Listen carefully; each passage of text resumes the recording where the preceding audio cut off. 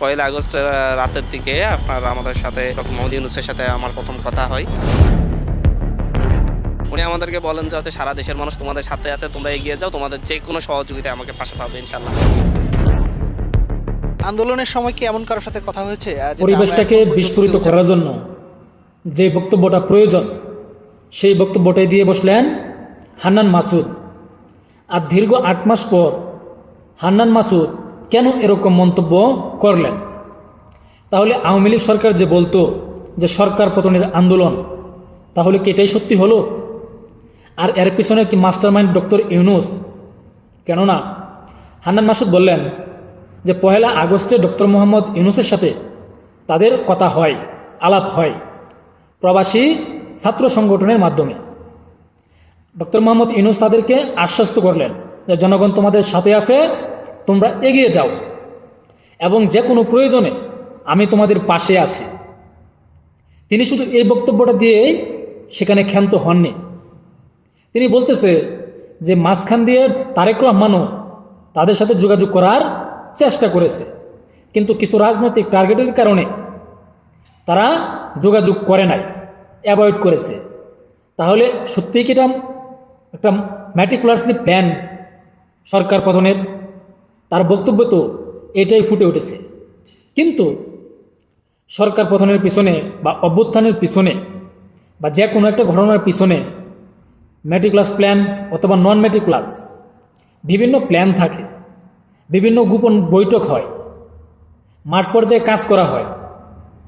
কিন্তু সেই প্ল্যান এবং সেই যে আকাঙ্ক্ষা, অনুভূতি, এগুলা কেন এই দীর্ঘ 7 মাস পর একের পর এক গণমাধ্যমে প্রকাশ করা হচ্ছে? হাসনাত আবদুল্লাহ মাঝে মাঝে কিছু বক্তব্য প্রকাশ করতেছে, আসিফ মাহমুদ কিছু বলতেছে, আজকে আবার হান্নান মাসুদও এক বিস্ফোরক মন্তব্য করলেন। অনেকেই ভাবত যে ডক্টর মোহাম্মদ ইউনূস হয়তো এই আন্দোলনের সাথে সংক্ষিপ্ত না, যে 5ই আগস্ট সরকার পতন হয়েছে, 6ই আগস্ট তিনি দেশে এসেছে, 8ই আগস্ট তিনি ক্ষমতা গ্রহণ করেছে। কিন্তু হান্নান মাসুদের বক্তব্যে এটা কিন্তু দেখা যায় নাই যে এটা একটা প্ল্যান ছিল, আগে থেকে সবকিছু সেট করা ছিল। আর সরকার পতনের পরে কে হবে প্রধান উপদেষ্টা, বাংলাদেশের প্রধান ক্ষমতাধর ব্যক্তি? ডক্টর আসিফ নজরুল থেকে সেখানে অনেকের নামেই ছিল, কিন্তু ছাত্রদের পছন্দ ছিল ডক্টর মোহাম্মদ ইউনূস। কেননা এই ইউনূস তাদেরকে আগে থেকে আশ্বস্ত করেছে যে কোনো প্রয়োজনে আমি তোমাদের পাশে আছি। আর তারেক রহমানের সাথে তারা দেখা করেন নাই, বক্তব্য কিন্তু তিনি এটাও বলেছে। কিন্তু এই যে ম্যাটিকুলাস প্ল্যান বা নন ম্যাটিকুলাস প্ল্যান, এটা কেন দীর্ঘ 8 মাস পর সামনে আনলো? ডক্টর মোহাম্মদ ইউনূসের নামটা কি ঘোলাটে করার জন্য, নাকি অন্য কোনো কিছু? আমার মনে হচ্ছে যে ডক্টর মোহাম্মদ ইউনূসকে একটু চাপে ফেলার জন্য।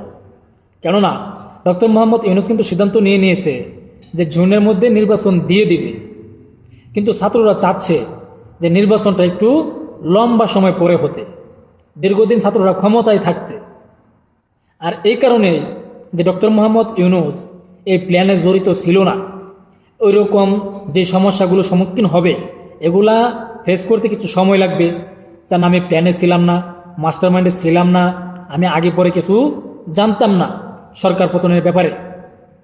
এগুলা ফেস করতে করতে মানে প্রমাণ করতে করতে একটা লম্বা সময় যেন ডক্টর মোহাম্মদ ইউনূসের হাতে চলে আসে। আমার মনে হচ্ছে ছাত্রদের বর্তমান প্ল্যান এটাই। আর এসব কারণে অতীতে যেসব প্ল্যান বা যেসব গোপন বৈঠক হয়েছে সেগুলো গণমাধ্যমে তারা প্রকাশ করতেছে, একের পর এক বিস্ফোরক মন্তব্য। আর হান্নান মাসুদের এই মন্তব্যে এখন সারা বাংলাদেশ রাজনীতির মাঠ তুলপাড়। কিন্তু হান্নান মাসুদ কেন এরকম মন্তব্য করতেছেন ডক্টর মোহাম্মদ ইউনূসের উপর, আপনারা কমেন্টে জানাবেন। তো দেখা যাক ডক্টর মোহাম্মদ ইউনূস প্রধান উপদেষ্টা তিনি কি প্রতিক্রিয়া জানায়। অপেক্ষায় থাকুন। আসসালামু আলাইকুম।